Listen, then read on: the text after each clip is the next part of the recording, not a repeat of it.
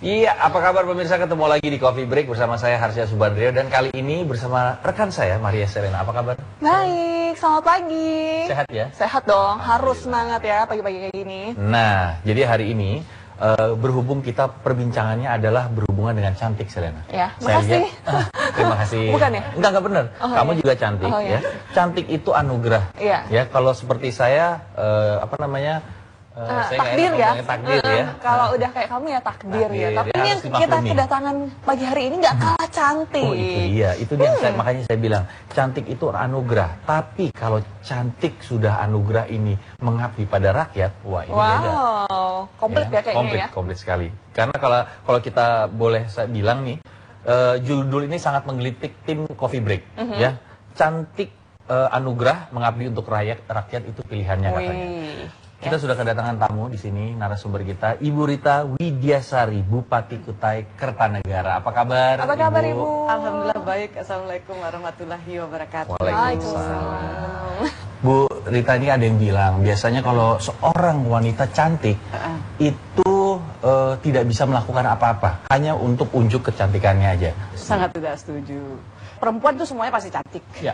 Pasti cantik semua perempuan. Kalau laki-laki pasti ganteng, gagah. Terima kasih. Ya. Jadi sebagai seorang perempuan apa yang menjadi masalahnya itu adalah kita ini mau berbuat tidak semua perempuan bisa menjadi pemimpin, tidak semua pria bisa menjadi pemimpin. Itu kan masalahnya. Jadi tergantung dari kemampuan dan kemauan kita untuk mengupgrade diri kita untuk jadi pemimpin dan mengabdi kepada masyarakat. Betul. Kalau saya sih panggilan jiwa. Setelah lulus dari sekolah gitu ya, dari universitas, orang tua saya memang mengkader saya untuk menjadi lebih banyak berkomunikasi dan memiliki lingkungan yang sifatnya dalam jumlah besar, baik itu politik, kepemudaan gitu ya, dan memang dikader dari awal gitu oleh bapak saya, dan saya melihat lingkungan keluarga saya memang lebih banyak kepada pelayanan kepada masyarakat, mengabdi kepada masyarakat. Tapi berarti memang Luar jiwa biasa. kepemimpinan itu sudah ada Iya, dari jadi memang awal. sejak tahun 2010 sampai 2015 ini 15, gitu ya, ya. sudah menjadikan Kutai Kartanegara ini maju. Waktu awal melihat Kutai Kertanegara seperti apa sih pas awal-awal memimpin? Pertama kali saya sering menyebutkannya itu, dan sepertinya menjadi tagline saya. Melihat Kutai Kartanegara saat itu seperti benang kusut basah pula. Wih, Benang bayangkan, kusut basah bulan repot itu ya? susah kan ngurainya, Susah saking banget. susah ngurainya, kita harus nebas dari bawah gitu, atau apa memotongnya dari Dipotong. bawah. Jadi melihatnya tuh ada kekusutan yang luar biasa. Bayangkan saja dari sisi keuangan atau performa pemerintahannya itu, kita itu disclaimer 6 tahun. Oke. Terus kemudian dari sisi penyelenggaraan, laporan penyelenggaraan pemerintahan kita di 151 di se-Indonesia ini. Terus dari sisi kebersihan kotanya kita nggak pernah dapat adipura.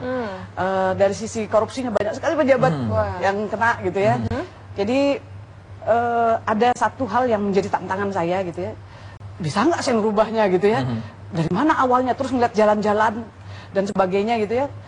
Aduh, pokoknya waktu masuk itu saya tuh bismillah bisa nggak jadi bupati gitu ya. Terus ngelihat dari sisi keuangan, dari sisi macam-macam yang saya sebutkan tadi, infrastruktur juga harus dilakukan perubahan total. soalnya bukan jalan lagi, hutan ini. Belum ada jalannya itu udah banyak, banyak. Jadi dari nol banget. Dari ya, nol, Ibu, ya. jadi ada di daerah Hulu Mahakam itu masih ada daerah yang terisolir, yang tidak ada Nah, jalan, itu jadi dia. hanya bisa melalui sungai, artinya lewat air gitu loh. Jadi Nggak bisa darat. nggak bisa darat. Jadi harus ada konsep yang luar biasa, skala prioritas yang saya tetapkan dari jumlah uang yang menurut saya tidak banyak gitu ya.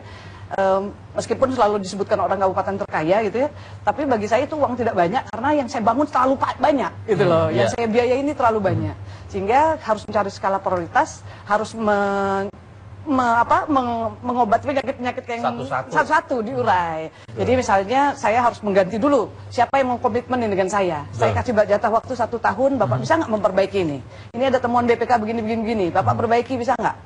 Ini ada temuan begini, Bapak bisa baikin nggak? Gitu. Jadi dari awal, Mbak. Jadi kita pertama memperbaiki pemerintahannya dulu, kemudian baru lihat lagi apalagi yang harus dibutuhkan nih, misalnya tadi yang terisolir.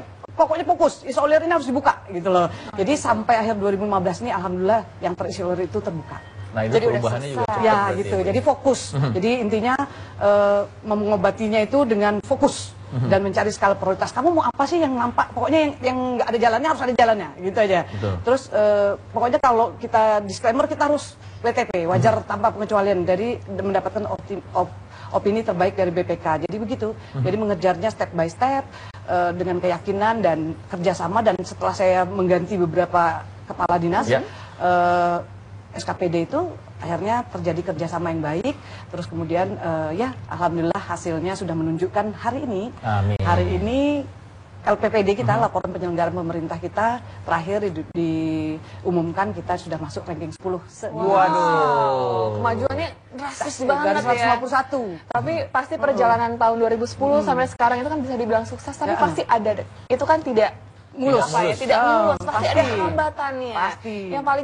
Yang Ibu rasakan paling hambatan yang paling signifikan tuh apa sih, Bu? Ya, jadi tidak semua kepala SKPD saya ini mampu menguraikan masalah yang saya sebutkan tadi. Jadi tidak hanya sekali saya mengganti kepala SKPD, bahkan saya termasuk kemarin tercatat sebagai bupati yang paling sering memutasi. Mutasi kan? Jadi saya memang memberikan jangka waktu gitu loh, harus begini, Bapak harus menyelesaikan ini masalahnya. Jadi kalau tidak tercapai ya maaf, saya bilang saya harus ganti, mencoba untuk merubah, karena memang kepala daerah itu kesannya punya power, tapi kan hanya dalam kebijakan. Pelaksananya kan tetap saja di pihak SKPD gitu. Jadi ya saya harus banyak berkomunikasi dengan kepala-kepala SKPD untuk mampu menguraikan masalah itu tadi. Hambatannya itu mereka tidak bisa membaca, mungkin banyak sekali orangnya lebih bukan pelaksanaannya itu nggak cepat gitu loh. Jadi ada juga hambatan lagi, misalnya kita membangun sesuatu, misalnya jalan gitu, hambatannya di jalannya, di tanahnya yang masyarakat tidak mau dilepaskan dibebaskan tanahnya. Hambatan-hambatan seperti itu, penggantian dan sebagainya, itu menjadi satu hambatan percepatan pembangunan. Belum lagi itu saya sebutkan kinerja dari aparat kita itu yang kurang cepat menurut saya. Jadi misalnya nih contoh, tanpa sepengetahuan saya gitu ya, mereka menganggarkan pagar-pagar misalnya gitu untuk sekolah-sekolah, padahal pagar nanti dulu, ini yang bocor-bocornya dulu dibaikin, gitu loh. Skala Prioritasnya masih ada yang nggak paham gitu. Agar penting Bu, supaya anak-anak nggak bolos. Itu yang bocor dulu saya dibenerin. Jadi anak-anak jadi bolos gara-gara kebocoran. Iya benar, karena fasilitasnya nggak oke. Jadi yang begitu-gitu kadang-kadang miss pengertian aja sebetulnya. Jadi penting untuk memanage people juga ya. Benar, untuk manage benar. people ketika mereka sudah mengerti teknisnya, pasti semua akan berjalan dengan lancar. Tapi pasti ada target dong Ibu. Iya. Targetnya tapi nanti. Tapi nanti tahan dulu pemirsa. Ibu, nanti kita ngobrol lagi. Pemirsa, kita nanti akan menanyakan targetnya dari Ibu Rita juga, program Gerbang Rajanya itu seperti apa sih? Nah, Gerbang Raja seperti apa nanti akan Penasaran dijelaskan kan? ya.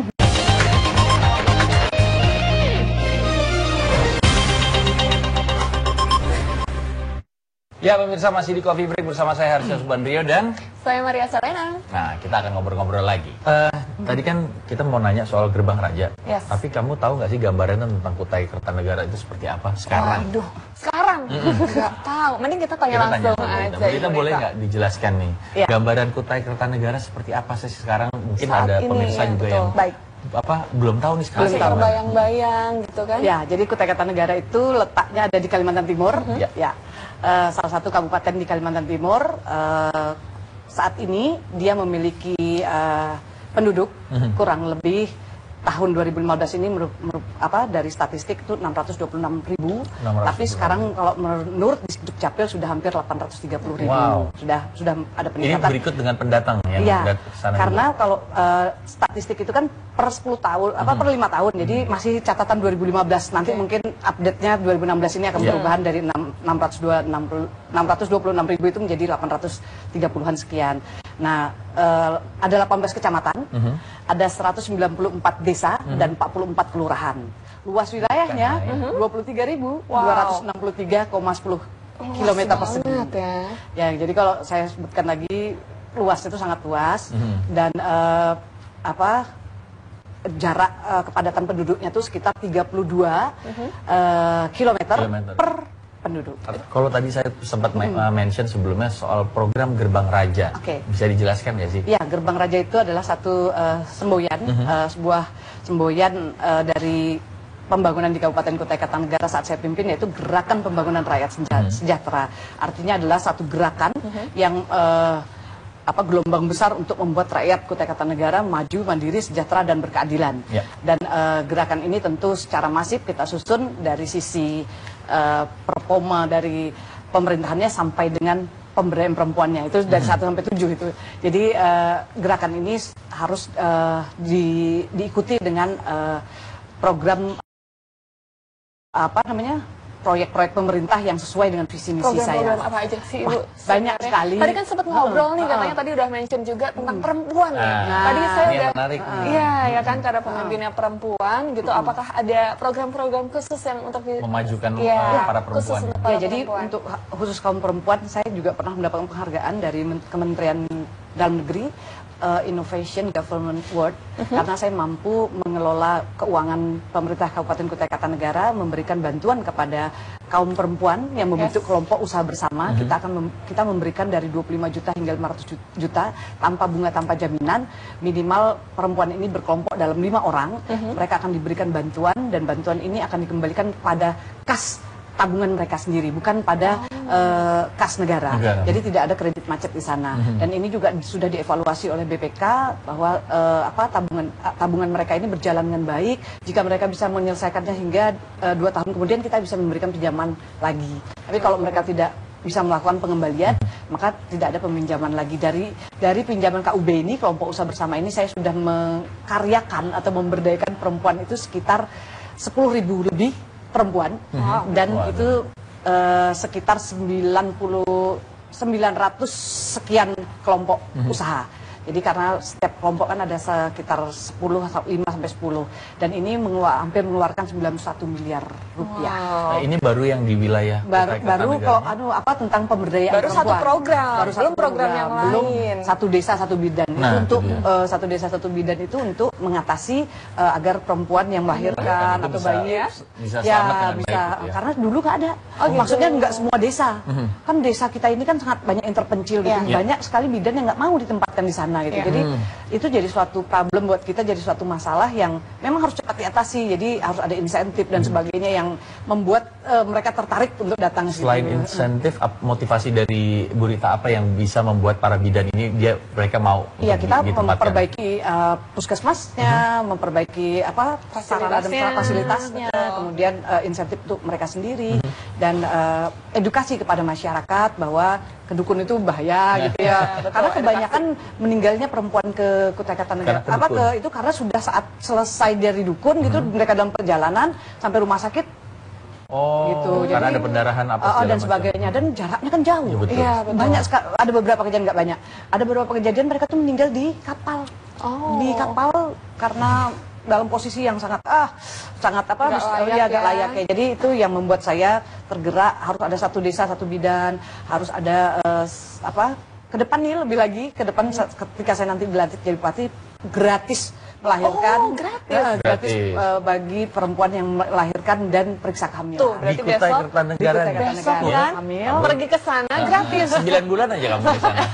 Gratis. Pas melahirkan gratis, balik lagi ke sini ya. Benar. Nah, ini program lainnya apa lagi, Bu? Untuk perempuan? Untuk semuanya. Semuanya ya. Dulu saat dulu saya ada program satu guru satu laptop. Satu guru satu laptop ini indikator keberhasilannya adalah selama ini sepanjang sejarah Kutai Kartanegara itu belum pernah kita lulus kelulusan SD itu sampai 100%. Tapi alhamdulillah di tahun 2015 kelulusan itu sudah mencapai 100%. Ini salah satunya adalah bantuan dengan satu guru satu laptop ini ya. Artinya mungkin dengan itu spirit dari para guru jadi bisa lebih, dia mencatatnya tidak lagi pakai ini, tidak mesti pokoknya tidak yang kuno-kuno lagi. Terus kita juga mulai menyiapkan Infokus atau HP di sekolah-sekolah yang memang menjadi fokus kita, kan nggak bisa semuanya karena banyak itu ya yang kira-kira memang mampu untuk menjadikan sekolah ini memiliki media melalui komputer dan Infokus itu. Jadi saya juga di tahun 2013 itu kerjasama dengan Cambridge University, satu-satunya di Indonesia, melakukan kerjasama dengan universitas terbaik dunia untuk pengajaran bahasa Inggris. Di bulan Februari ini kita akan menyekolahkan 30 orang guru kita untuk sekolah di Cambridge selama 6 bulan. Waduh, ini Kalau gitu saya mau jadi guru deh. Gitu. Terus ini apa namanya? biar ke Cambridge. Terus ini apa namanya? Kita punya modul bahasa Inggrisnya yang dibagikan kepada sekolah-sekolah. Dan itu anak-anak mulai seneng ya, mulai sekarang ya. Itu sekitar dengan bahasa 13.000 orang anak-anak mendapatkan modul, anak-anak dan guru mendapatkan modul bahasa Inggris ini. Artinya saya ingin kita tuh mendapatkan pelajaran bahasa Inggris yang terbaik dari negerinya. Iya. Kalau misalnya belajar bahasa Jawa, kalau belajarnya di Sumatera salah pasti kan gitu ya. Jangan sampai ngomong English itu jadi England.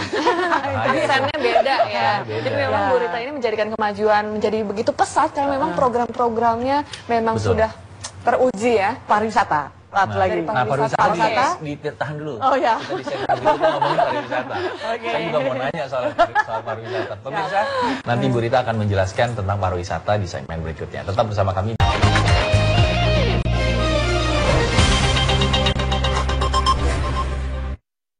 Masih di Coffee Break bersama saya Maria Selena. Dan saya Harsya Subandrio. Kita juga masih bersama Ibu Rita Widyasari selaku Bupati Kutai Kertanegara. Yes. Nah, nanti Bu Rita, saya mau tanya, ini kan tadi ada yang ketahan soal pariwisata. Pariwisata. Kemajuan pariwisata di Kutai Kartanegara itu luar biasa dahsyatnya. Waktu saya sebelum jadi bupati itu kunjungan turis dan penghasilannya itu sangat kecil dan kunjungan hanya sekitar 250.000 orang yang datang ke Kutai Kartanegara. Tapi di tahun 2015 ini sudah masuk 1,1 juta orang datang ke Kutai Kartanegara. Jadi dengan penghasilan yang luar biasa juga menambah pendapatan asli daerah kita. Ini suatu, bagi saya, ini suatu gerakan yang mulai mentransformasi struktur ekonomi Kabupaten Kutai Kartanegara yang tadinya sangat bergantung dengan sumber daya alam gitu ya. Kita akan mencoba merubahnya dan mengcreate-nya atau mencoba mencari inovasi-inovasi agar pariwisata ini ke depan betul-betul bisa menopang. Meskipun tidak banyak, karena Kutai Kartanegara itu memang daerah yang eksotis, yang tidak dibuat-buat, adalah kerajaan tertua Indonesia gitu ya. Betul. Dan memiliki alam yang luar biasa juga indahnya gitu ya. Dan sumber daya alam yang memang luar biasa kayanya gitu. Jadi ini yang kita coba kombinasikan gitu ya, bagaimana ini bisa berjalan dengan baik. Kemudian kita buat event-event, festival yang continue, infrastruktur juga pasti menunjang. Saya juga melihat negara-negara luar gitu ya, kalau infrastruktur itu ternyata menjadi pariwisata yang tidak pernah ada habisnya. Misalnya contoh, siapa sih yang nggak datang ke San Francisco, foto di jembatan, gitu ya. Kita ke harbor, Sydney pasti foto jembatan. Kita foto di opera, itu kita bangganya. Cuma yang begitu aja. Jadi akhirnya saya juga menempatkan, saya akan membangun jembatan-jembatan yang luar biasa. Ntar ada jembatan yang ada hancurnya. Wah, pokoknya hebat-hebat jembatan terpanjang di Indonesia. Pokoknya nanti kalian foto-foto di sana nanti. Jadi akhirnya mengundang orang dengan infrastruktur yang baik. Bagi saya begitu, konsep saya begitu. Saya akan membangun sesuatu yang spektakuler yang tidak ada di Kaltim gitu ya. Yang mudah-mudahan juga ini nanti kedepannya bisa menarik orang untuk datang. Jadi seperti saya mau datang itu melihat bentuk dari infrastruktur yang baik itu kan menggugah kita untuk, ya apalagi sekarang di musim selfie begitu. Iya, benar-benar foto-foto di mana-mana ya. Menggugah kita untuk datang gitu. Jadi keindahan alam tidak hilang, tapi kita tunjang dengan jadi mendampingkan modernisasi dengan infrastruktur yang baik itu dan tradisionalnya dengan kekayaan alamnya berdampingan. Nah, ini untuk di awal kepemimpinan Ibu yang kedua kali, akan program apa yang pertama dijalankan? Tadi selain satu guru, satu rumah. Apa lagi nih Ibu? Satu ketua RT, satu laptop. Wah, keren nih, satu ketua RT. Karena ini akan menunjang tentang jumlah penduduk kita dengan struktur penduduk kita. Kemudian kita akan tahu siapa yang miskin, kenapa dia miskin, dan kita akan buatkan album-album kemiskinan untuk masyarakat Kabupaten Kutai Kartanegara. Saat ini masih tercatat kita masih ada 7%. Dulunya sebelum saya jadi bupati itu 14%, saya turunkan jadi 7%. Dan lumayan paruhnya saya turunkan. Tapi bagi saya ini masih ada cara untuk menurunkan kemiskinan dengan cara tahu kenapa dia miskin. Kalau kita memberi misalnya dana untuk orang yang sudah sangat tua, itu benar. Tapi kalau kita berkerjaan dia tidak bisa apa-apa kan salah gitu loh. Jadi kita mencoba memilah-milah siapa sih yang bisa diberi pekerjaan, disupport hanya dengan pendanaan santunan warga lebih tepat. Jadi itu salah satunya. Terus saya juga akan memberikan dana setiap sekolah dari SD, SMP sampai pesantren itu 100 juta untuk dana taksisnya. Agar sekolah ini kan di Kutai Kartanegara itu memang sekolah gratis. Sekolah gratis dari 12 tahun. Tapi kadang-kadang memang ada sekolah yang meminta bayaran kepada orang tua murid, dan ini sering diprotes gitu loh, nggak banyak tapi ada. Tapi sebetulnya itu dari komite sekolah. Komite sekolah kan isinya orang tua murid yang mereka sudah sepakat bahwa ya kita iuran aja, tapi tidak semua guru, ternyata tidak semua orang tua yang hadir di situ. Akhirnya mereka yang tidak hadir ini protes. Jadi kita bertindak taktis, selain untuk mengatasi masalah pembiayaan, juga untuk misalnya taman, toilet yang sifatnya mendesak harus diperbaiki di sekolah, yang tidak perlu program fasilitas dari umum lah ya, pasum. Pasumnya yang tidak perlu proyek langsung dari Diknas. Kalau nunggu Diknas kan lelang dulu apa segala macam, lama, panjang ya. Panjang. Jadi akhirnya murid kita mendapatkan fasilitas yang memadai itu lama gitu. Jadi dana ini mudah-mudahan bisa sedikit mengatasi masalah yang terjadi. Harapan Ibu kepada masyarakat di seluruh Kutai Kertanegara seperti apa sih? Harapan saya masyarakat saya itu sejahtera. Sejahtera. Sesuai dengan kemampuannya masing-masing. Artinya tidak mungkin juga saya seorang bupati kemudian membuat mereka kaya raya.